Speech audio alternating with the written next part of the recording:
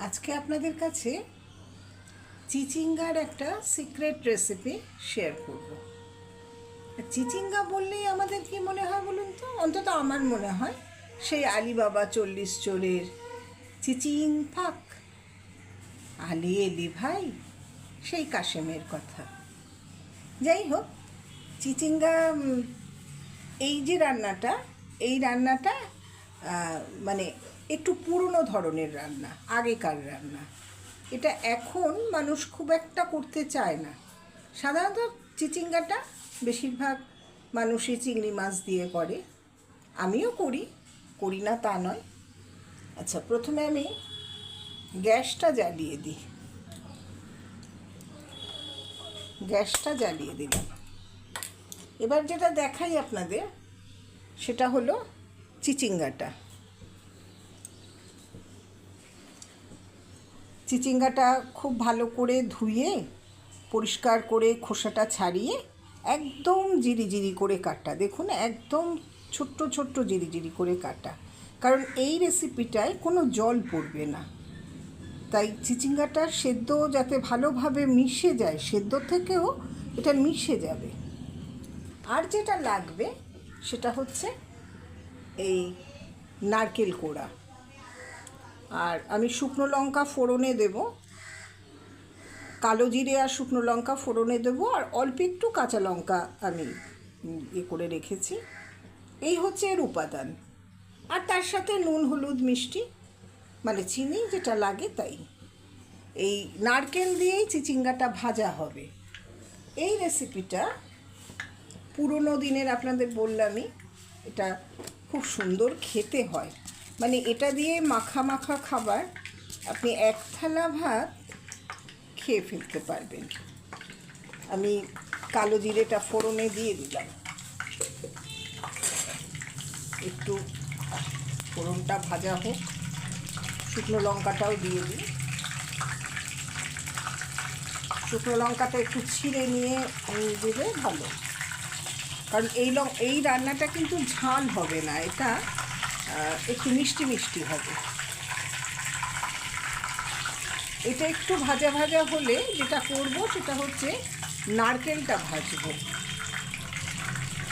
নারকেলটাকে ভেজে নিয়ে নারকেলটা যখন লাল লাল হয়ে আসবে তখন আমি চিচিঙ্গাটা দেব। এই রান্নাটা তো খুব অপেক্ষা করতে হয়। এই চটজলদি, যদিও আমি বলি সহজে রোজের রান্না, কিন্তু কিছু কিছু রান্না আছে যে রান্না আপনার কাছে সময় দাবি করবে, তা না হলে আপনি তাকে টেস্টে আনতে পারবেন না। এবার আমি নারকেল কোড়াটা দিয়ে দিচ্ছি তেলে।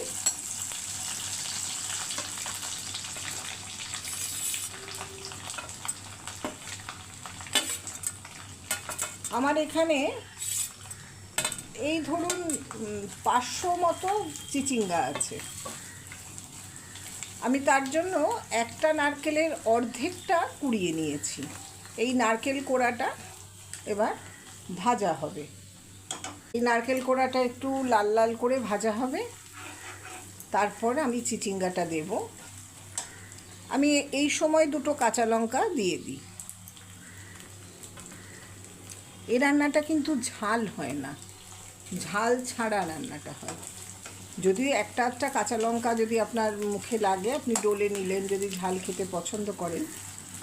তবে গরমে এই রান্নাটা খুব ভালো লাগে খেতে, বিশেষ করে শেষ বেলায় যদি ভাতটা বসান তখন ভালো লাগে বেশি। আমি যখন অনেক ছোটোবেলায় অপরাজিত পড়েছিলাম তখন না এই শেষ বেলার রান্নাগুলো, সে সর্বজয়ার হেসেলেই হোক অথবা পুটুদি, রানুদি, এদের হেসেলেই হোক, আসলে এরা সব উপন্যাসের চরিত্র। সব জিনিস দেখবেন সব কিছুর সাথে মিলে যায়। রান্নাটা তো একটা শিল্প। আমার মনে আছে সম্ভবত রানুদির কাছে অপু যখন গেছিল, রানীদির কাছে, তখন ওই মাছের ডিমের বড়া ভেজে খাইয়েছিল। নিভু আছে, সেই উনুনের তখন নিভু আঁচ, সেই সময় চ্যাপটা চ্যাপটা করে অপু দেখছে যে মাছের ডিমের বড়া হচ্ছে। এগুলো না ভীষণভাবে মনে ঢুকে যায় জানেন, তখন মনে হয় আমি যেন চোখের সামনে দৃশ্যটা দেখতে পাই। নারকেল থেকে তো খুব ফেনা ফেনা হয়, আর একটু ভাজা হবে। দেখুন অল্প লাল এসছে, আমি আপনাদের দেখাতে পারছি কি না জানি না, দেখুন অল্প লাল এসছে। আর একটু লাল হোক, তারপরে আমি চিচিঙ্গাটা দিয়ে দেবো। হ্যাঁ, হয়ে গেছে, আর করা যাবে না, ভালো কালার এসে গেছে।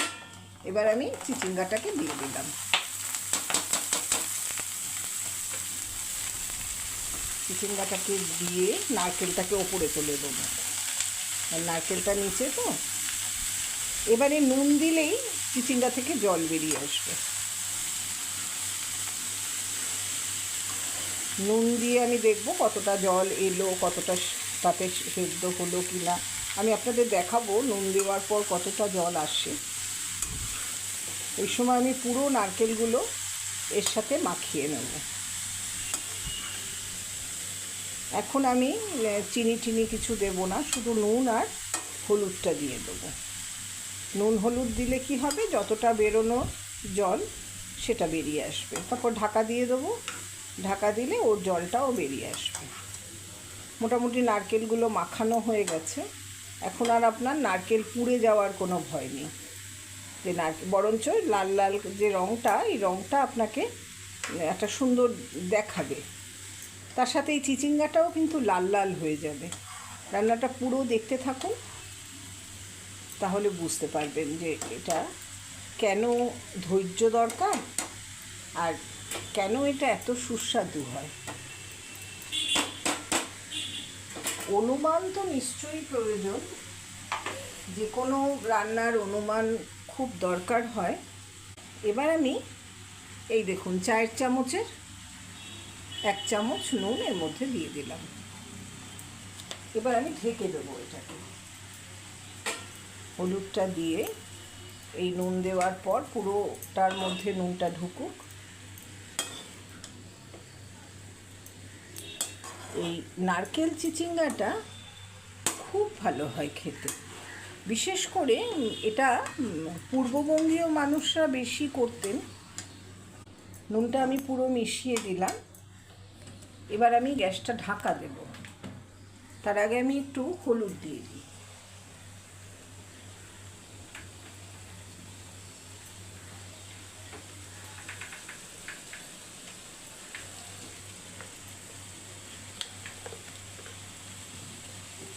দেখুন এটা 1 চামচের 1/4, খুব বেশি হলুদ দরকার নেই, এইটুকুতেই হবে। এতে খুব বেশি হলুদ লাগে না। এবার আর কোনো কাজ নেই। এবার এটার জন্য দেখুন অলরেডি জল বেরোতে শুরু করে দিয়েছে। আপনাদের দেখাই আমি, এই দেখুন কতটা জল বেরিয়ে গেছে। যেই নুন দেবেন সঙ্গে সঙ্গে জল বেরোতে শুরু করবে। বিশেষ করে চিচিঙ্গা যদি টাটকা হয় তাহলে তো চিচিঙ্গার জলেই চিচিঙ্গা সেদ্ধ হবে, আলাদা করে দুধ দেওয়ার প্রয়োজন নেই। আর যদি দিতে চান দুধ দিতেই পারেন, দুধ দিলে আরেকটু স্বাদও হয়। এই অবস্থায় আমি এটাকে ঢাকা দিয়ে দেবো। হতে থাকুক, কতটা জল বেরোয় দেখি। আমি এবার ঢাকা দিয়ে দিই।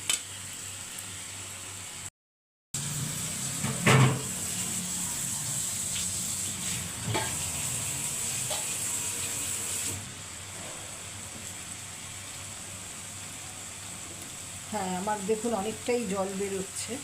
আরেকটু জল বেরোনোর জন্য এবার আমি এটাকে ঢাকা দিয়ে দিই। এটা ঢাকা দিয়ে সেদ্ধ হতে থাক। হ্যাঁ, এবার আমি একটু ঢাকনাটা তুলে দেখি। আমি এর মাঝে আরেকবার নাড়িয়ে দিয়ে গেছিলাম। দেখুন আমার চিচিঙ্গা একেবারে সেদ্ধ হয়ে গেছে, গলে গেছে চিচিঙ্গাগুলো, আর পুরো জলটা টেনে গেছে, একদম জল টেনে গেছে। তার মানে পুরো সেদ্ধ হয়ে গেছে। আমাকে কিন্তু দুধ দিতে হলো না, আমি দেবো না আর দুধ। যেহেতু নারকেল দেওয়া আছে, দুধ না দিলেও হবে, মানে দিলে ভালো হতো, কিন্তু এটা না দিতেও ভালো হবে, কারণ চিচিঙ্গার নিজস্ব জলেই পুরোটা সেদ্ধ হয়ে গেছে। আর তো তেল ছিল। আচ্ছা, এই সময় আমি কয়েকটা কাঁচা লঙ্কা দিয়ে দেবো, এই 4-5টা বা 3-4টে, যেরকম ঝাল খান। সেই মতন দিয়ে দেবেন। আর আপনাদের দেখিয়েছি আমি নুন আর হলুদ দিয়েছিলাম, কিন্তু আমি চিনি দিইনি। এই চিনিটা আমি এখন অ্যাড করব, কারণ চিনি দিলে না যে কোনো জিনিস সেদ্ধ হতে চায় না। চিনিটা পরে অ্যাড করলে সুবিধে। যদিও মাছ মাংসের ক্ষেত্রে, মাছে নয় মাংসের ক্ষেত্রে আমরা তেলে চিনিটা দিই, কারণ কালারটা ভালো আসে এবং সেদ্ধও হয়ে যায়, তখন অসুবিধে হয় না। কিন্তু নিরামিষ তরকারি যেমন ধরুন চিচিঙ্গা কিংবা লাউ, চাল কুমড়ো, এই সমস্ত তরকারিগুলো যখন করি তখন আমি চিনিটা একদম শেষে দিই। আচ্ছা, এবার আমি চিনিটা দিয়ে দেব। আমার চিচিঙ্গা প্রায় রেডি, মানে সেজে গুজে দেখুন, দেখতে যতটা সুন্দর হয়েছে খেতে ততোধিক সুন্দর হবে। আমি চায়ের চামচের 1 চামচ ভরা চিনি দিয়ে দিলাম। এই চিনিটুকু আমার পুরোটাই লাগবে, তাছাড়া নারকেলে তো একটু মিষ্টি ভাব আছে। এই সময় না শরীরের কথা মনে রাখলে হবে না যে আমার সুগার আছে আমি খেতে পারবো না, কি সুগার ফ্রি দিয়ে খাই। এগুলো মাঝে মধ্যে 1-8 দিন রান্না হয়, তো সেদিনটা একটু ডায়েট ফ্রিতে চলে যাওয়া, সে ঠিক আছে আজকে আমি একটু এভাবে খাই। এটার মূল হচ্ছে চিনি আর নারকেল, একটু গুঁড়ো পাক, কারণ নারকেল হজম করা একটু অসুবিধে, কিন্তু তবুও যেহেতু ভাজা ভাজা হয় খেতে আর হজম করতে অসুবিধে হয় না। এটা দুপুরে বা আপনারা রুটি দিয়েও খেতে পারেন, রাতে লুচি পরোটার সাথেও খেতে পারেন। এবার আমি এই যেটুকু জল রয়েছে, আমার যেহেতু চিচিঙ্গাটা সেদ্ধ হয়ে গেছে, তাই আমার আর এই জল বা তেলের আর এখন দরকার নেই। সেটাকে আমি একটু টাইট করার জন্য অল্প একটু আটা ছড়িয়ে দিই। এতে কি হবে, এটা টাইট হয়ে যাবে। এগুলো কিন্তু মা ঠাকুমারাই করতেন। এই ধরনের রান্না কিন্তু এখন সেভাবে নেই, উঠে গেছে। এবার আমি এটাকে মিশিয়ে নেব ভালো মতো। মিশিয়ে নিলেই দেখুন নাড়তে নাড়তেই খুব সুন্দর দেখতে লাগছে, আর যে দেখতে সুন্দর তো খেতেও ভালো হবে, অন্তত আমার দৃঢ় বিশ্বাস। আপনারা যখন করবেন শুধু ওই প্রসেসগুলো খেয়াল রাখবেন। চিচিঙ্গাটা খুব জিরি করে কাটতে হবে, ভালো করে ধুয়ে নেবেন, তারপরে ওই তেলে নারকেল দিয়ে। এখন আমি চাইলে এর মধ্যে কয়েকটা চিংড়ি মাছও দিতে পারি, সে দিলে নেওয়া যায়, কিন্তু এটা এইভাবে নিরামিষভাবে খেয়ে দেখুন, খুব ভালো হবে খেতে। এবার আমি একে নামানোর সময় হয়ে গেছে, আমি নামিয়ে আপনাদের দেখাই। এই প্রায় নামানোর জায়গায়, দেখে নিন কালারটা। এবার একে আমি নামিয়ে দেবো।